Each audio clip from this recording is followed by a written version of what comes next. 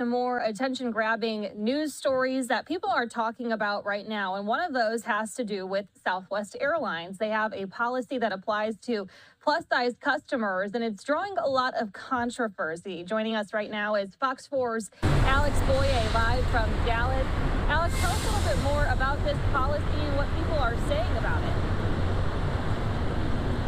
Yeah, Lexi, as you might expect, this is a policy that is getting a lot of buzz.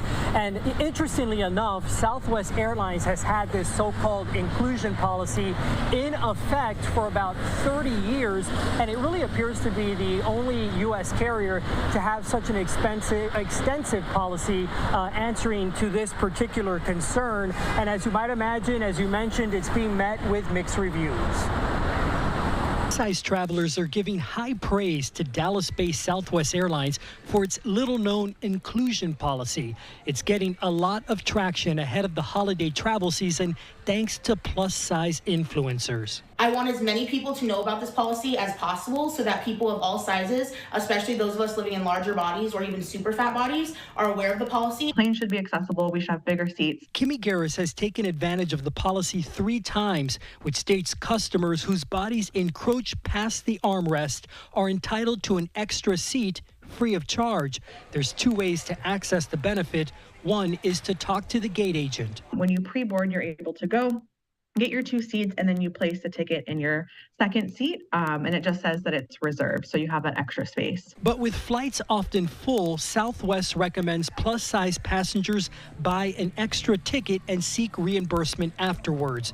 The purchase of additional seats serves as a notification of a special seating need and allows the airline to adequately plan for the number of occupied seats on board. Some passengers we talked to at Dallas Love Field think the policy is unfair. I think if you're gonna take up 2 seats, you should pay for both of them. So there's a flurry of attention to this policy right now. Tigress Osborne is with the National Association to Advance Fat Acceptance. She explains the need for the policy this way. These kind of policies just formalize that for larger passengers.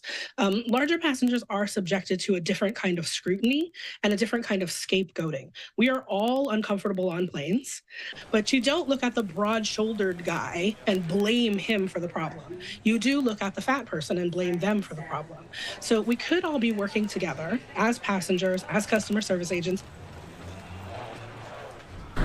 Yeah, and Osborne, who you just heard from, she tells me that one of the criticisms she often hears about this policy is the fact that other passengers say that this is going to increase the price of the airfare for them on Southwest Airlines because Southwest is having to make up for those so-called free seats that they're giving out.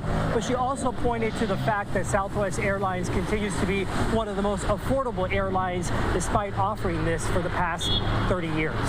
Lexi. Yeah, Alex, I'm really surprised to hear this has been around for so long, especially because it's getting so much attention right now. And I think for so many, it might just be straight up confusing on how they handle things in certain situations. And I think it's sad because the New York Post put out an article about this, saying in the article they spoke with a woman, her and her 2 daughters. They were traveling from Jamaica, and they ran into a situation like this where a customer had received an extra seat. They didn't say they had paid for their tickets and didn't get on the flight. They were left with no accommodations or travel help. So what happens in a situation like that? A full flight, and Southwest agents can determine who gets to sit where. Yeah, exactly. It's a tricky situation, of course, and one that is going to have situations like the one you just mentioned. I personally have not spoken to anyone in that predicament, but in looking at Southwest Airlines policy closely, which is something that I included in my story, is, to your very point, I've been on those flights myself that have been completely booked. You hear the flight attendant get on the intercom and say, this is a full flight, make sure, you take your seat and have all of your bags stowed where they need to be.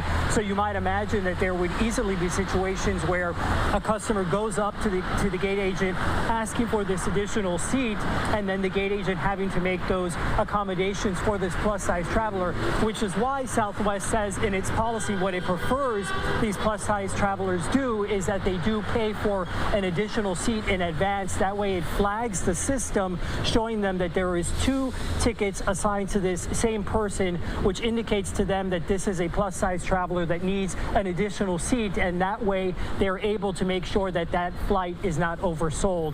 But to your point, there's clearly going to be instances, and appears there have been instances, where people have been inconvenienced. Yeah, thanks so much for explaining. Definitely one that has people talking right now, even though it has been around for many years. Sure. Fox 4's Alex Boya joining us live here from Dallas. Alex, thanks so much. Thanks, Lexi.